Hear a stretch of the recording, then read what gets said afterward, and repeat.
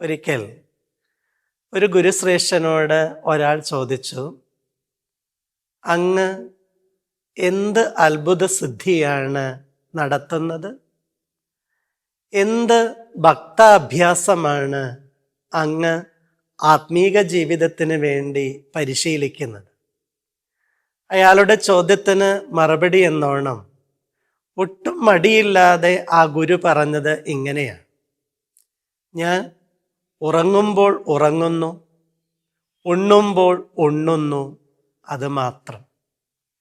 മറുപടി കേട്ട് നിരാശനായ മനുഷ്യൻ ചോദിച്ചു, ഇതാണോ ഇത്ര വലിയ ഭക്താഭ്യാസം? ഇത് ഈ ഭൂമിയിൽ എല്ലാ മനുഷ്യരും എന്നും ചെയ്യുന്ന കാര്യങ്ങൾ തന്നെയല്ലേ? അപ്പോൾ ഗുരു പറഞ്ഞു, അല്ല, ഒരിക്കലുമല്ല.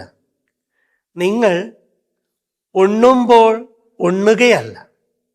പലപ്പോഴും നിങ്ങൾ ഉണ്ണുന്നത് പോലും വിശന്നിട്ടല്ല, നേരം നോക്കിയിട്ടാണ്.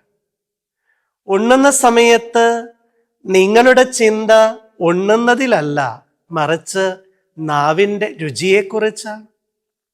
ഉറങ്ങുമ്പോഴോ നിങ്ങൾ സ്വപ്നങ്ങളുടെ ലോകത്ത് സഞ്ചരിക്കുന്നു, ജീവിതത്തിൻ്റെ പലതിനെക്കുറിച്ചും ആകുലപ്പെടുകയാണ് ചെയ്യുന്നത്.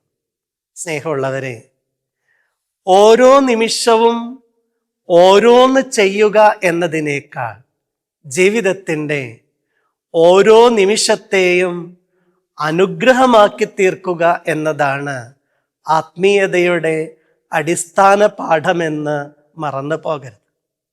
മാർപ്പാപ്പ ചോദിച്ചൊരു ചോദ്യം മനോഹരാണല്ലോ. നിങ്ങൾ ഒരാൾക്ക് ഭിക്ഷ കൊടുക്കുമ്പോൾ എപ്പോഴെങ്കിലും അയാളുടെ കണ്ണുകളിലേക്ക് നോക്കാൻ കഴിഞ്ഞിട്ടുണ്ടോ?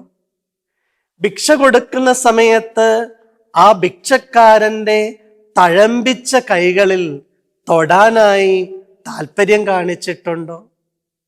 എപ്പോഴെങ്കിലും അതിന് സാധിച്ചിട്ടുണ്ടെങ്കിൽ നിങ്ങൾ ശരീരം കൊണ്ട് മുഖാമുഖം നിന്നതിനേക്കാൾ മനസ്സുകൊണ്ടും ഹൃദയം കൊണ്ടും നേർക്കുനേർ വരുമായിരുന്നു.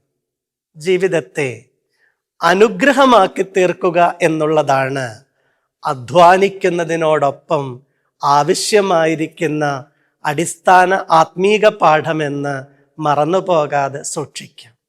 50 നോമ്പ് ജീവിതത്തിൽ ചെയ്യുന്ന കാര്യങ്ങളിൽ ശ്രദ്ധ പുലർത്താനും ജീവിതത്തിൻ്റെ ഓരോ നിമിഷവും ഒരുപാട് കാര്യങ്ങൾ ചെയ്യുന്നതല്ല, ചെയ്യുന്ന ഓരോ കാര്യങ്ങളെയും അനുഗ്രഹപൂർണമാക്കി തീർക്കുവാൻ, ആനന്ദകരമാക്കി മാറ്റുവാൻ ദൈവത്തിൻ്റെ പരിശുദ്ധാത്മാവ് എല്ലാവരെയും സഹായിക്കട്ടെ എന്ന് പ്രാർത്ഥിക്കുന്നു. എല്ലാവർക്കും നോമ്പിൻ്റെ നന്മകളും അനുഗ്രഹങ്ങളും ഏറ്റവും സ്നേഹത്തോടെ നേരുന്നു. ദൈവം അനുഗ്രഹിക്കട്ടെ.